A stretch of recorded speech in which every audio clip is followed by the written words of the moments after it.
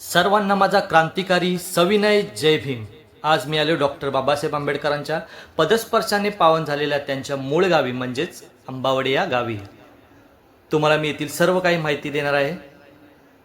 तुम्हाला डॉक्टर बाबासाहेब आंबेडकरांचा अस्थि कलश सुद्धा दाखवणार आहे। तसे माझ्या चॅनलवरती नवीन असाल तर प्लीज चॅनलला सबस्क्राईब करून घ्या। तर याच ठिकाणी बाबांचं होतं जुनं घर, त्याच ठिकाणी ही वास्तू बांधण्यात आलेली आहे। पण ज्यावेळी मी इकडे यायला निघालो ना, तर असं वाटत होतं की खरोखर मी प्रत्यक्षात बाबांना जाऊन भेटणार आहे। पण मनात ती खंत राहिलीच। पोचल्यानंतर बाबांच्या प्रतिमेचं व अस्थि कलशाचं दर्शन घेतलं। माझ्याबरोबर होत्या अकोला जिल्ह्यातील समाजसेविका व महाराष्ट्र पोलीस शोभाताई खाडे। माझ्याबरोबर आलेले सर्वजण ही दर्शन घेतच होते। पाहू शकता तुम्ही कशा पद्धतीचं वास्तू आहे इथे। खूप छान, तुम्हाला प्रसन्न होईल आल्यानंतर, मनाला समाधान वाटेल तुमच्या। तर मी तुम्हाला आहे ना बाबांचं अस्थि कलश आहे इथे, तर मी ते तुम्हाला दाखवतो। पाहू शकता इथे बाबांच्या डॉक्टर बाबासाहेब आंबेडकरांच्या अस्थि इथे ठेवल्यात। त्यानंतर मी बाबासाहेबांच्या घराण्यातील या बाबांना भेटलो। त्या बाबांनी खूप छान पद्धतीने तुम्ही पाहू शकता। 1814 एप्रिल 1891 महूला जन्म। हो हो महूचा अर्थ MHOW, military headquarter of war. हो महू ब्रिटिशांचं होतं। बरोबर बरोबर तर बाबाचा म्हणजे जन्म झाला हो 14 एप्रिल 1891। परंतु 1894 सुभेदार सेवानिवृत्त झाले। बाबासाहेब 4 वर्षाचे होते। अच्छा 14वा नंबर भावंडात हा. झाली मुलं 14, पण जगली 14 5। बाळाराम आंबेडकर, आनंद, भीमराव, हो तुळसा आणि मंजुळा, बरोबर 2 ते आणि ती पती पत्नी। हा 7 माणसाचं विराट घेऊन दापोली, तेव्हा ब्रिटिश काळामध्ये सोपपाडाच्या ह्याला पाण्याच्या बोटीतून बर येण्याचा मार्ग बोटी भावता झाका, दाभड बंदर बोटीतून, आहे हो आहे बैलगाड्याने कॅम्प दापोली, बरोबर असा तो प्रवास होता। परंतु बाबासाहेबांना घेऊन यायचे हे घर चांगलं होतं तेव्हा।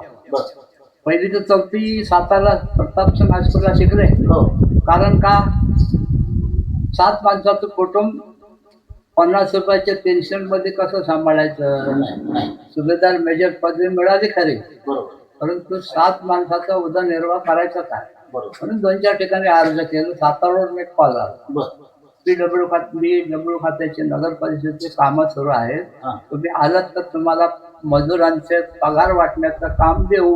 बर परत विचारलं, सातारा साहेब झालं, सदर बाजारला। हा आणि 1896 त्या मातेचं निधन झालं तेमाबाईचं। बरं. तिथं समाधी आहे बरोबर सातारला। पण तुम्ही आता शिक्षकांना मला विनंती आहे, असा मी जगलो हे पुस्तक तुम्ही वाचा बाबाचा। बर बर नक्की आईचं निधन झालं, हा वडील ड्युटीला जायचे, बरोबर सगळी भावंड जेवणाचे वाजले, कोणाला स्वयंपाक येत नव्हता। हो आत्या होती, बरोबर 3 वर्षाची असताना बापाला पांगडी झाली, मेरा तिचं लग्न झालं नाही मेळात। हा मग आम्ही काय करायचो, बाबासाहेब बोलतात खिचडी बनवायची। बर खिचडीमध्ये कधी अंदाज चुकला तर मीठ जास्त व्हायचं, हो खार खिचडी पण खायला लागायची। हा कधी कधी ती करपून जायची, बरोबर करपली पण खिचडी आम्ही खाल्लेली, असा मी जगलो। अगदी 2 महिने उन्हाळी सुट्टी मुलांना पडायची। उन्हाळी 2 महिने सुट्टी पडली की सुभेदार सर्व मुलांना पत्नी सहित यायचे। हा तेव्हा आमचा जन्म नव्हता। हो बरोबर मोठा मुलगा बाळाराम आंबेडकर, त्याचं लग्न मुंबईला केलं, म्हणून 2 नंबर आनंद, हा त्याचं लग्न सुभेदाराने घरात केलं। ते तुम्हाला वाचायला मिळणार नाही, हा जे आमचं जुने लोक होते ते हो. सांगतात। हो त्या लग्नाचं साक्षीदार ते पण आता हयात नाही, आमचे आई वडील चुलते वगैरे। हो ते तेव्हा बाबासाहेब शेवटचे आले। अच्छा 5वी ते 9वी पर्यंत हा येत होतो, बर उन्हाळी सुट्टी पडली येण्याचा हाच मार्ग। बरोबर बोटीने दाभड बंदर, बैलगाडीने कॅम्प दाखवले। मिलिटरीच्या रिटायरमेंट लोकांना तुम्ही मोबाईल का ठेवला, फुल झाला। हा मिलिटरीच्या रिटायर लोकांना हा ब्रिटिशांना घरं बांधायला जागा दिली होती, तर आता पण तुम्हाला आज बघायला भेटतं. काय माहिती आहे, हा.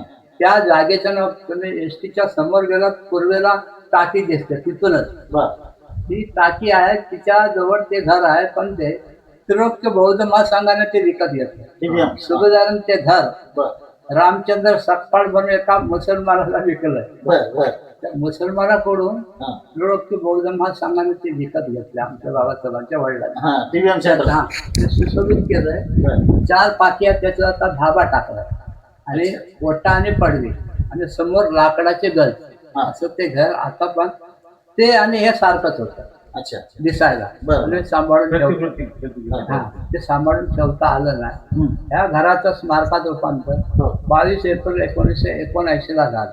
बर घराचं 2 पत्र्याचं छोटंसं होतं. हो समाज कल्याण मंत्री आजूराव पत्करे, हो जालन्याची. विधान परिषद सभापती रासोदोबाई हो अशी मंडळी होती. बरोबर. आणि बुद्धविहार बाबासाहेबांनी दीक्षा घेतली 14 ऑक्टोबर 56 ला. हा नागपूरला 5 लाख, दीक्षाभूमी. चंद्रपूरला 2 लाख. बर शेवटचं दीक्षा होती मुंबईला रेस्कोटच्या मैदानात होणार होता. बरं. बाबासाहेब आपल्याकडे निघून गेले. हो छान. देशावर कोकणात दीक्षावधी सुरू झाला. आमच्या लोकांनी तो बुद्धविहार बांधला होता. हा त्याचं उद्घाटन बर 8 फेब्रुवारी शुक्रवार माघी पौर्णिमा 1963 ला झालं. आता अस्थि कलश आहे ना, हो तो राजघरावरून बाबासाहेबांचे सुपुत्र यशवंतराव आंबेडकरांनी आणलं. बर आणि तेव्हा भंते होते, त्यांचं नाव यू वज्रबुद्धी. बर पालीमध्ये MA होऊन गोल्ड मेडल मिळवलेले होते. ब्रह्मदेशचे भंते होते. अच्छा ब्रह्मदेश. आता ते दोन्ही आहेत ना, हा त्या कार्यक्रमात साक्षीदार मी आहे. तेव्हा माझं वय 20 वर्ष होतं, आता हो. 85 वर्ष आहे. असं असं पण आता आमची मेमरी डिम झाल्या, काही गोष्टी आठवल्या नाही, नाही, नाही. आठवायला लागतात. आता काय शंका असेल तर विचार.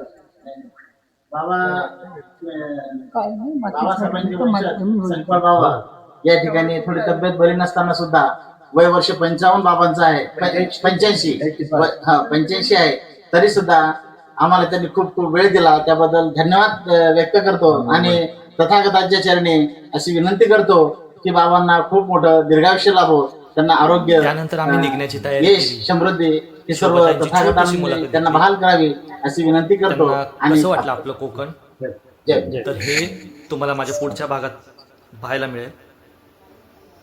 पण जर तुम्हाला माझे व्हिडिओज आवडत असतील तर नक्की लाईक, शेअर, कमेंट, सबस्क्राईब जरूर करा. कारण तुमच्या एक लाईक, शेअर, सबस्क्राईबनी एक प्रेरणा मिळते, एक ऊर्जा मिळते नवीन ब्लॉग बनवण्याची. जय भीम, नमो बुद्धाय. पुन्हा भेटूया पुढच्या भागात.